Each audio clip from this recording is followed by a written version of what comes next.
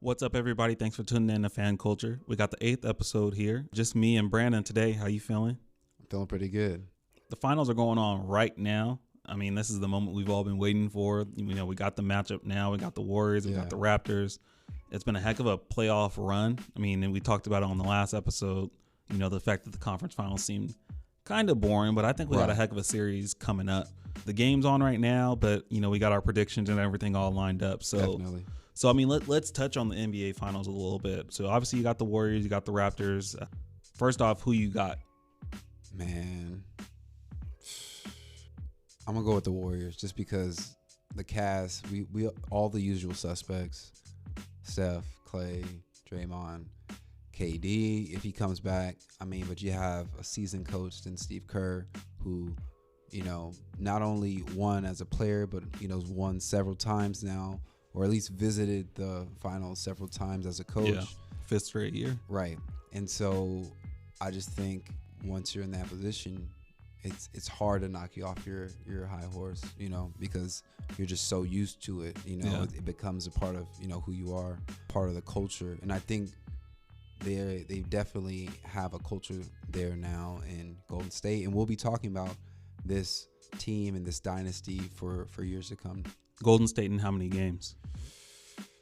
I'm gonna give them 6. 6? Golden State in 6.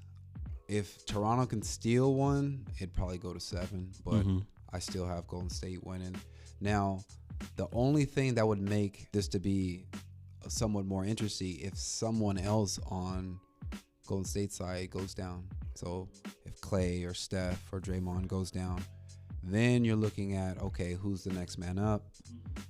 We have a series, you know. It's not just like we're waiting for the sand to run out and then Golden State to, you know, line up and get their trophies once again. But not to put anything past Toronto, because they definitely deserve to be there. They had to get through a bunch of tough teams. Philadelphia gave them issues. Milwaukee, you know, with, you know, potential MVP in Giannis, you know, and that squad that they have growing in Milwaukee. So hats off to Toronto, and we're just gonna have to sit back and see. I'm taking the Raptors. Okay. I'm taking the Raptors. If KD doesn't play a single game, because we don't know really what his status is. Obviously, he's out game 1. Steve Kerr said it's even unlikely that he plays in game 2. They're being very hush hush about his injury and the specifics of his injury and his estimated recovery time. And I mean, my theory, it's kind of the common theory, is that the injury is more serious than they're putting off. Yeah, I think that's always the case. I don't think it's a torn Achilles, because they would have just said there's no way really around it. He's out. There's no way he's going to come back. But could it be a strained Achilles? Could it be a tear in the calf as opposed to a strain? Could be. I think it's probably more so likely one of those two, because especially when people have a strained Achilles, if you ever look back, if you're out with a strained Achilles, at some point you end up tearing it. You know what I mean? So I think it's probably one of those two where it's something serious and they don't want to just say he's out. I don't know if it's for the sake of the team or if it's for the sake of, you know, scouting and things like that, just kind of keep the other team on their toes and have to prepare for them maybe. Well, I think I would do that if my coach always used to tell me, if it ain't broke, don't fix it. So they've been winning without KD until they start to see real trouble or, you know, running out of options. I think they're just going to keep milking until they run out of their options. Now, I wouldn't play if it is serious. I don't know if I would play KD, just because, for one, he's been out for a while. For him to play at this level, like, and get right back to it, even though he has been to the finals and he can play at a high level, do you want to re-aggravate it? You know what I mean? That's kind of because he's been out almost a month. Or has it been like 3 weeks? It's been a couple weeks now. Okay. Yeah, well, it's been a few weeks. Yeah. Like we said, we don't know the severity of the injury. If we knew the severity of the injury, maybe we can give a better estimate. But he would be playing if it wasn't as serious. Yeah, I mean, this is one of the biggest, you know, wild cards in determining, you know, who's going to win a championship. You know, there aren't many situations like this where someone's health is up in the air and will they play, will they not in the finals, you know, at least in recent memory. Most people that have been hurt in the finals, they've been out. You know, the last one I can kind of think of is Kyrie. You know, Kyrie was done He was done, period. Right. Same thing with Kevin Love, in the conference finals, he was done. Kawhi. Yeah, Kawhi, in the conference finals, yeah, he was done. There was no way around it. Right. Part of the reason I have the Raptors in 6 if KD doesn't play is because Boogie's back. Boogie's active. And I don't want to make this an indictment against Boogie, because obviously we all know he's a heck of a player. He's still to this day one of the top 3 centers in the league, in my opinion. But the fact of the matter is, chemistry is huge. You need to be streaking at the right time. And right now, the Warriors are streaking. They're sprinting their way into the finals. And a guy like Boogie, although talented, messes up the vibe. Same thing like it would be with KD if KD comes back. It's the reps. It's the amount of reps, and you have to be in sync with your teammates. And we both played organized basketball. Yeah. You miss. The more days you miss, the more you feel like you need to get back. It's to hard to get back into the swing of things. But I mean, some people can switch it on. I do have Boogie Cousins or DeMarcus Cousins top 5 center in the league, because he can do everything at everywhere on the floor. Essentially, he can shoot, he can play inside, he can pass. That could be like an ace in the hole, or like a wild card, like you said. Could be. Okay, so if Boogie plays, let's say Boogie plays 25 minutes a game. If you take Boogie off the floor, let's say, they go to their death lineup, and let's say you have, a guy like Draymond playing the 5. Now you have to take Marc Gasol off the floor. Mm-hmm. So I feel like the more minutes that Boogie plays, the more minutes that Marc Gasol plays. And Marc Gasol, and that's going to be to the Raptors' benefit, because fatigue, and obviously Marc Gasol, he's a former Defensive Player of the Year. So he's an anchor for their defense. Obviously, they have Serge Ibaka, but Serge is more of a weak side shot blocker, not necessarily a true strong defensive anchor. So I think having a guy seasoned like Marc Gasol is only going to make the Raptors that much more dangerous. Well, if you do play Marc Gasol and Boogie is available, I'm bringing him out. I'm bringing Marc Gasol at least to the free throw line, extended 3-point. That would spread out that would spread out the offense for Golden State too. That opens up passing lanes, driving lanes for Steph and Clay, even Draymond, But I mean, I don't know. What do you think? Because we were watching the game a little bit before we started.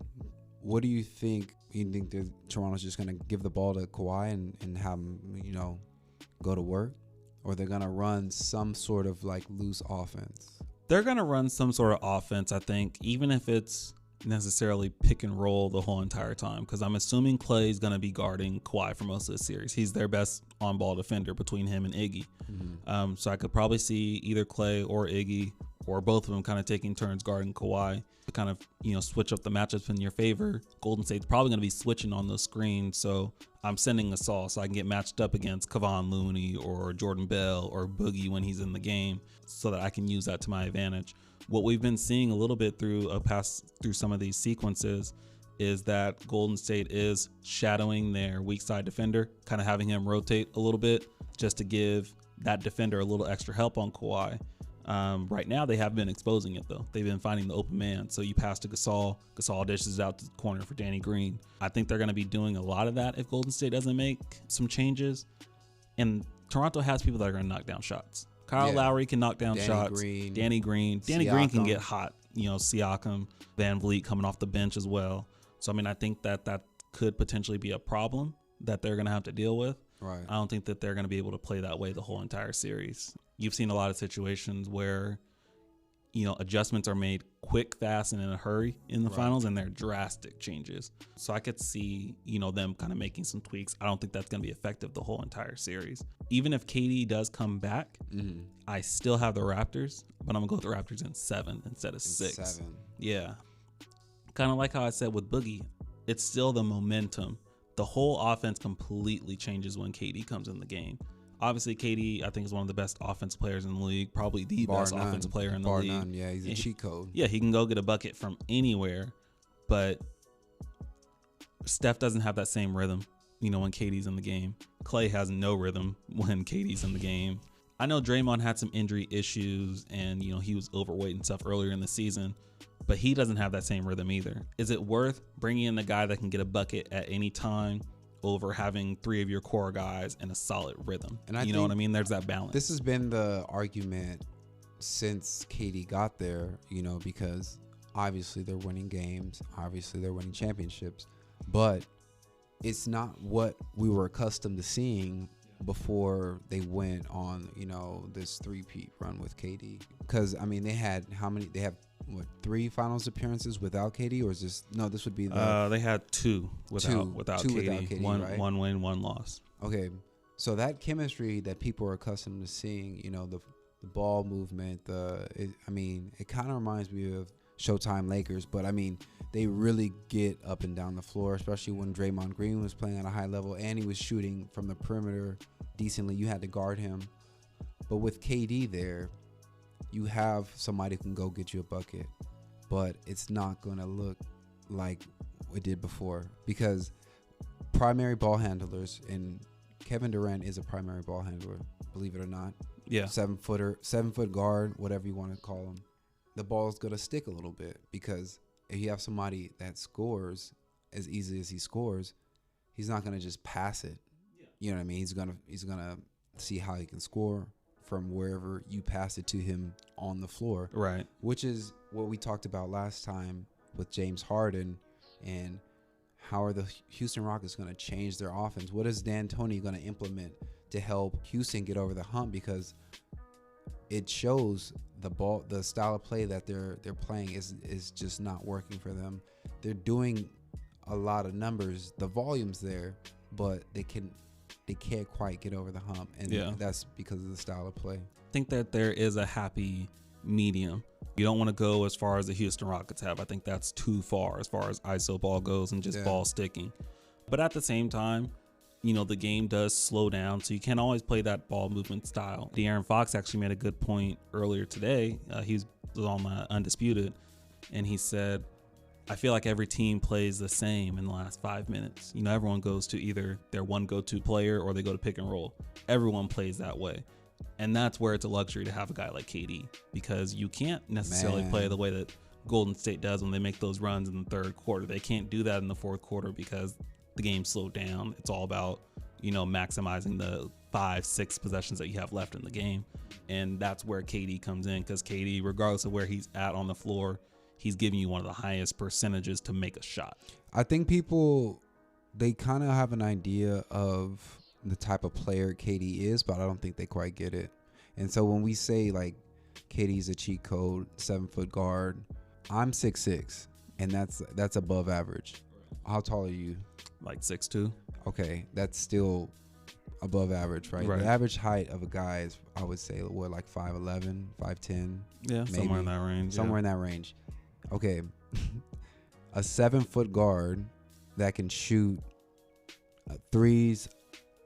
He's probably top 10 in threes in the NBA, easily. When you're 7 foot, you're a giant that can shoot. I'm just trying to put this in perspective for people, for the listeners. And everyone guarding you is about 5 inches shorter. Exactly. So he's a matchup nightmare. If I'm a coach, what do you draw up to stop KD? You don't. Like, you just don't. Yeah, you just get your goon in there and get him hurt. That's what Golden State did to Kawhi. Right. Okay. Out of all the best defenders in NBA history, who would you pick to guard KD in the finals? In NBA history. Who's on that list? A very interesting one to me, and the reason he popped in my head is because he's kind of been on this media tour lately. He actually has a documentary out that just recently came out. Ron Artest. Yeah. Ron Artest would be very interesting because you think about the problems that Patrick Beverley caused just due to his physicality. Yeah. Imagine a dude being bigger, 5 inches taller and stronger even than Patrick Beverley that will still get into your legs and stuff and get into your airspace. He's kind of like Draymond, where he has a size, but he's like pesky, you know. But I feel like Ron Artest did it in a way that was unique to his own, but it was effective against everybody that he went up against. So I mean, the 4 that I can think of off the top of my head, and there may be one or a few that are missing. I have one. Yeah, who you got? Kevin Garnett. Kevin Garnett? Yeah. in his prime though. Yeah, maybe in his prime. I was gonna say like Minnesota prime. Where he can move laterally, just because of and the then size. the trash talk. Yeah, you know, he get in his head. I mean, I'm thinking the 4 that I can think of being Ron Artest, Scottie Pippen. Ooh, I'd like to see what happened with that. Oh yeah, because people think Scottie took a backseat to Mike because it's Mike. But Scottie could have ran his own team. They almost made it to the finals the first time Jordan retired. They almost made it to the finals the following year. Scottie was bad, man. People need to go look at. He's one of the 50 greatest players of all time. Yeah. So I'll give Scottie one of those. And he has one of the most disrespectful posters of all time. Right. He does. Another one that most people probably don't think of, Tayshaun Prince. Yo, Tayshaun Prince. He was one of the lankiest players I've ever seen. He gave me hope. Playoff game against the Pacers, Reggie Miller had a wide open layup, and Tayshaun Prince was like a lot of feet behind him. Seemed like he wasn't gonna make it up. Yeah, swatted off the glass. Oh man. So I mean, Tayshaun Prince will be very interesting just due to length and stuff like that. Dennis Rodman. Dennis would be interesting. I don't really remember him against perimeter players though, so I'd have to kind of go back and see more. Probably go back to like his bad boy Pistons days too, to really, kind of see what he did against perimeter players, if they even put him in there. The 4th player, Tony Allen. Tony Allen was good, in his but prime? Yeah, Tony Allen in his prime was good. The Celtics. Yeah, Tony Allen from the Celtics, but I would probably, the guy is actually in the finals right now. I'd say Kawhi. Yeah.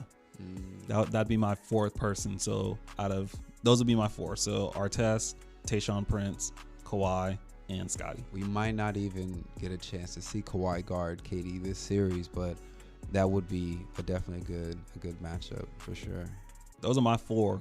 You have any other picks for guys that you would want in NBA history? Kobe in his prime. Yeah, Kobe was a good defender. Yeah. Kobe made what, like nine first team all defenses? Yeah. I wonder what Mike, because Mike, I wonder how he would fare in this league, just because they call it so differently now. Yeah, no, huge difference there. But do you think?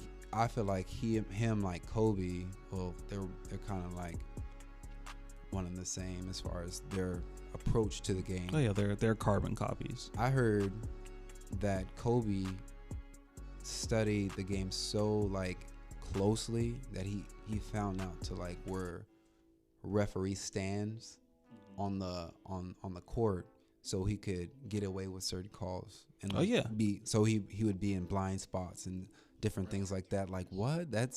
You have to be obsessive, and I feel like a lot of players today they're talented, but they're not obsessive. Over the game. Oh no, without a doubt. And I think if you study a lot of defenders, Bruce Bowen would maybe be my 5th. Yeah, Bruce Bowen would be my 5th he'd be my 5th to guard KD. My bad.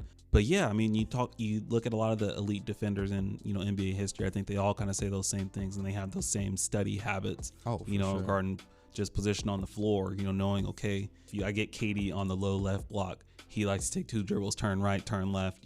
They study those things. Right. Yeah, I think the really intense ones, the greatest ones, know I can get away with this in this position. Exactly. If I do this, I can do that. Kobe definitely has shown to be one of those guys. Quick side note, you mentioned Ron Artest. I heard Kyle Kuzma had reached out to him to get help on being a better defender.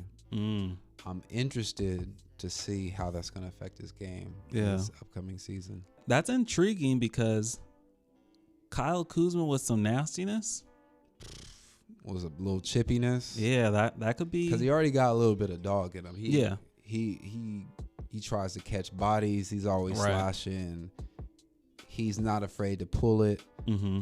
His shooting wasn't as great this past season, but I mean, out of all of the younger guys, he's showed the most promise. Even out of Brandon Ingram, I've always liked Kyle Kuzma. So I'm interested to see what meta world peace Ron Artest is going to teach him. So let's segue into what happens after the finals. Okay. I mean, obviously, the finals just started, so we don't know. We're intrigued to kind of see how the next 4, 5, 6, 7 games play out. But we talked about this a little bit off air. it's so interesting to me because even more so than like last year, knowing that could have been LeBron's last year, which it ended up being, obviously. This year is so intriguing because this could change the scope of the NBA for the next like 5 years. It could potentially. And when you're saying like what happens now, that what happens after the finals, it kind of reminds me like what happens after Game of Thrones. Like what's next? What's after the dust is settled? All the moves, all the potential moves, all the speculation that people have been talking about. A lot of it centered around LA. Yeah. A lot of it centered around New York. Was Boston one of them? Or was it Philly? Boston a little bit, but that's more so just what happens with Kyrie. It's kind of changed a little bit. A lot has to do with potential draft picks too. Zion Williamson has been the talk of discussion since people heard of Zion Williamson. He's been talked about, but now that he is potentially, almost certainly, the number 1 overall pick, that would mean he would go where? New Orleans. New Orleans, right? Does that mean AD is staying? Are they gonna build a team around Zion and AD? Or like, I'm just curious. Yeah, how all this is gonna shape out. Yeah, it's all just a great unknown, and honestly, I've been sleeping on the Raptors because of a little bit of bitterness toward Kawhi, but kind of just watching him throughout this whole playoff, this whole postseason, I've like been for real like proud of him. You know what I mean? Because he went through and he took his lumps and stuff in San Antonio. Obviously, he won a championship there, but everything that he's gone through in San Antonio built him for this moment. That's how I feel. He's now getting the respect for it. You know what I mean? That's how I feel about Cristiano Ronaldo. We don't often talk about soccer on this, or football, depending on where you are, right, or where you're listening. But I'm a Real Madrid fan, and when he left to go to Juventus, I felt some type of way. Yeah, sure. That's when you start to get your real credit as an athlete. Yeah. And I feel like Kawhi's now finally getting it in the biggest moment, under the biggest spotlight, because had he played his whole career in San Antonio, it will kind of be the same thing that we did with Tim Duncan. People say, yeah, Tim Duncan's great, but look at Pop, look at Ginobili. You'd always have that question about how much of it was due to the system. But now it's like, nah, Kawhi's just that dude. Like, yeah.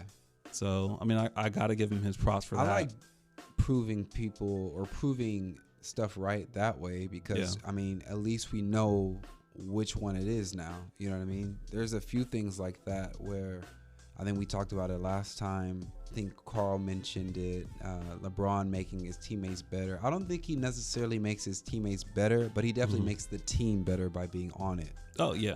100%. Because you don't go to the finals 8 consecutive years without being that dude, first of all, but also you contributing that much to that team. That much, production is going to result in dubs. Right. I don't care how you slice it. And I mean, I think that he brings a different aura to a team because everyone knows Kawhi's a superstar. So don't you think his teammates know that he's a superstar? But where's the superstar ego? I think he doesn't show flash. Like a lot of people. And I think they respect him for that. I think his teammates do, and they galvanize behind and like support him. But I think, a lot of people, he falls under the radar. He's barely now just because, I mean, everybody's known he's been a player to be reckoned with. I think I saw earlier today, it was a clip of like when they played the Spurs, when LeBron was still on the Heat, and Kawhi had checked back into the game, and then LeBron sees who it is, checking back into the game, and he's just like, man. Yeah. You know what I mean? So even then, LeBron knew he was a problem. So I think people are just now figuring out. I think is what it is he's not into flash. He doesn't talk a lot ahead. He doesn't get in people's faces. He kind of just gets it done. And I think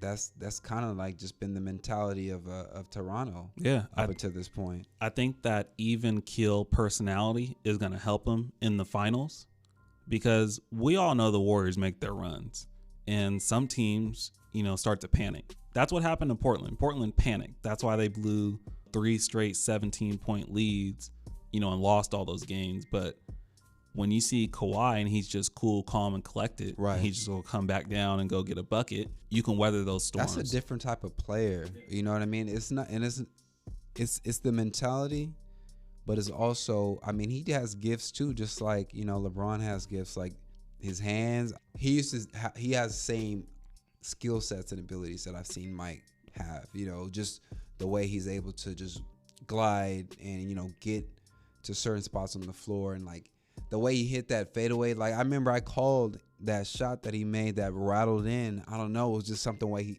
he shot it with so much confidence. Yeah. That's why I don't know why people are saying that he's ready to leave. Like, why, if you made it to the finals your first year, as much as I would love to have Kawhi on the Lakers, I don't know if he's going to leave. Like, why would he leave? He's not in it for the money, I don't think. So I think he's just looking for a spot that he can win, and, you know, if he can do that in Toronto, I see him staying. I wonder what's going through DeMar DeRozan's mind right now, because he's on the couch right now watching this game. Yeah. Or do you think he's not watching? Are you tuning in? He's watching. Yeah. Those are his boys, especially Kyle Lowry. So Okay. he wants to see he's him. supportive. Yeah, they're still, because it's nothing against his teammates. You know what I mean? Like, he had an issue with the organization, or if he had an issue with anyone, it'd be the organization, not the coaches, not the players. Right. If you're Milwaukee, who do you bring in now that we've made it to the Eastern Conference Finals? We're a completely different team. We have a potential MVP. Like, what do you think that team needs? Because who's their point guard? Their point guard is Eric Bledsoe. Eric Bledsoe, yeah. So one name that I thought of, and this wouldn't happen, but just walk with me a little bit. Imagine a universe where Milwaukee could somehow get Chris Paul on their team. That changes a lot of things. It changes a lot. I don't know if it puts them over the top, but there aren't many ways. I can't really think about many free agents that they can bring in that are going to propel them that way. I'll say this. I'll say if they can get another wing guy that somewhat plays above the rim, unless they're going to turn Pat Connaughton into that type of dude, I would say you could somewhat create a version of Lob City to get those easy buckets. I would make Chris Paul a distributor first. Oh, yeah. Out of everything. Because there's a lot of guys on that team that can shoot, that can not necessarily create. I feel like a lot of guys on the team can't create their own shot. They create because they have to. But Middleton they create, and Giannis being those. It's kind of like chain reaction creation. You know what I mean? It's not like I'm creating this bucket for myself. I'm creating this movement so we can get a guy open, which is good. It promotes good basketball. But I like that idea because you wouldn't have, you think he would get a max deal in Milwaukee? Can they afford that deal? I mean, well, they would have to trade for him. There's only so many contracts that they can offload. Really, two of the main contracts. Gano, Mirotic, they wouldn't be able to bring Mirotic back. He's going to be an unrestricted free agent. They'd have to trade Bledsoe, obviously. That's probably their third largest contract. So they may not be able to do it money-wise. That's why I was just like, I'm just trying to think of available point guards. Right. So, I mean, even if you didn't get Chris Paul, let's say if you got Mike Conley instead, which is going to save you about $8 million, Mike annually. Conley, when healthy, is a very solid point guard. Yeah. And he can run an offense. Yeah. I'm looking for someone to set things up for Middleton, for Giannis. I don't want to have a situation where Giannis, maybe it's not even in Giannis's best interest to be LeBron. It probably honestly wasn't even in LeBron's best interest to be LeBron all the time. Imagine if LeBron would have had someone setting him up more often and LeBron would have started playing off ball 3 years ago. Right. Well, that might have made a difference. Or do they just run it back, same squad, and just get better? Because how much better is what's his name? Chris Middleton gonna be? How much better from this year to next year is Bledsoe gonna be? I mean, he might get bigger. Right. He might go in the gym and be like, Yeah. You know what I mean? I mean, I think a lot of their players, really the only player that hasn't peaked is Giannis. I think everyone else has pretty much reached their potential. We've seen the best of them in this league. Then they either have to trade or they have to draft. Well, we don't have to get into Milwaukee. We also forgot, because he hasn't played all season, they have Dante DiVincenzo. But I liked him coming out of Villanova. He could be a problem. Even as a 6th man, give you some firepower offensively. The second coming of Gordon Hayward? Nah, except smaller? That's almost disrespectful. You think he's better than Gordon Hayward? Nah, it's almost disrespectful because you're saying that he's gonna come in and he's gonna only play offense like Gordon Hayward. So is he? I don't know. He's got bounce. I know he's a very athletic guard, but yeah. Can he do it on both ends? I don't remember him doing it in both ends at Villanova. Yeah, he's a capable defender. I don't know about willing, but he's capable. So Gordon Hayward wasn't capable nor willing. Well, I mean, you have to develop DiVincenzo. He already set back kind of a year of development. I think it was due to his foot. I believe that was an injury he was dealing with his foot. I would try to draft like either a wing or a point guard. Because you already have Rob, right? Rob Lopez? Oh, no, Brooke. Excuse me. Brooke Lopez, who is showing that he can hold his own. Not just hold his own, but I mean, he's like, y'all need me, bro. I'm raining threes. He probably has at least top 3. Well, I don't know if that's much. There's a lot of guards on the team. Probably top 5 in like threes. He's number 1 in bigs, though, as far as bigs go. Yeah, he's got to be up there. I mean, only second to maybe Giannis, but Giannis doesn't play a true big position. But I would try to go get a guard or like a younger wing player. They need younger guys, but younger guys that play at a high level. Somebody like a Kyrie, or I mean, if you're drafting, maybe you're looking for like a Ja Morant or a Darius Garland. Yeah. Not that I'm not saying they don't have picks that high, obviously. I'm just saying that's what I would do to try to reload. Or you can run it back same squad, see what happens. Might be their only option. All right, so obviously we know the Warriors are the monsters of the league. They have this, just ultimate super team, kind of something that you would have picked for like a fantasy draft on 2K or something like that. So let's make our own fantasy team. What team would you kind of create to beat the Warriors? If you could pick any players in the league right now, what would be your ultimate 5? I'm going to go ahead and say LeBron. I'm going to say Giannis. I would say Kawhi. I need a point guard. I want to say Kyrie, but I feel like I'm forgetting somebody. I'll take Kyrie. I'll do Kyrie healthy Kyrie. So that's Kyrie, LeBron, Giannis, Kawhi. I need a power forward. Man, I don't know. Anthony Davis.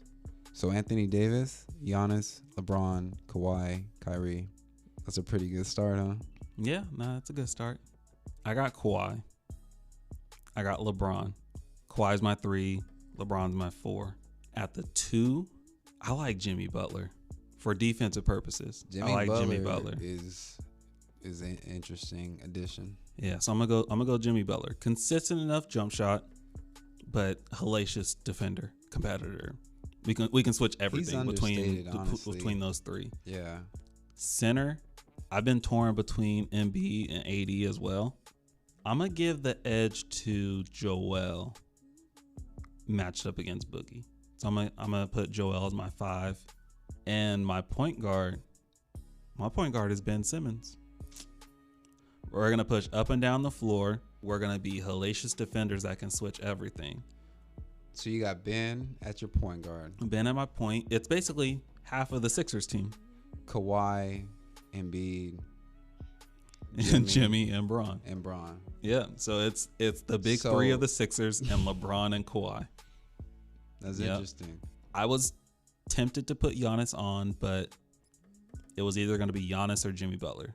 I'd rather go with Jimmy Butler for the shooting purposes. I went with my team because at the point guard position, Kyrie is probably, in my opinion, the best point guard when health. Well, I think he switches between 1 and 2 I feel like with Steph. Steph is usually the best point guard in the league.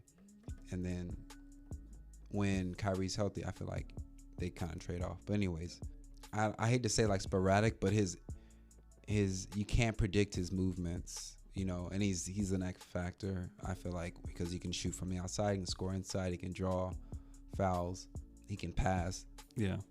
I mean, Kawhi, obviously, he's playing in the finals, one of the best defenders. He can score. LeBron, one of the greatest to ever do it. Yeah. And then Giannis, I mean, what more could you want? A 7-foot guard, not the same shooting production as you would a KD, but he'll give you everything else, especially on the defensive end. Ooh, I just changed my mind on one. You can't do take backsies. It's too late. He's getting traded before the game. All right. So instead of Jimmy Butler, give me Paul George. I was just thinking of Paul George. Yeah, give me Paul George. He's a more consistent shooter than Jimmy, and still same caliber defender. And candidate for Defense Player of the Year. He can get you more buckets too. Yeah, and get you more buckets. He'll definitely get you more buckets. Kind of funny that we have no love for James Harden. Who wants to watch you score baskets, bro? Nobody wants to watch you score baskets. I don't want him. I want him to ball hog on my team. Yo, he might get traded. Honestly, I don't know how long Houston's gonna keep him. Who? They said everyone's available. That's what I'm saying. They just recently, or they leaked it that everyone's available. All right, well, that's going to wrap up another episode. Make sure to like our Facebook page, follow us on Instagram at FanCulturePod as well. Leave voice messages. We're still waiting on voice messages from y'all. Let us know what you guys want to talk about. Let us know, what your Warrior Kill Squad is, all that good stuff. Vote on who had the best team, who had the best lineup. Oh yeah, I'll post that on our Instagram story. So make sure to check that out. Put your votes in on who had the best lineup. Till next time, y'all. Peace. See you.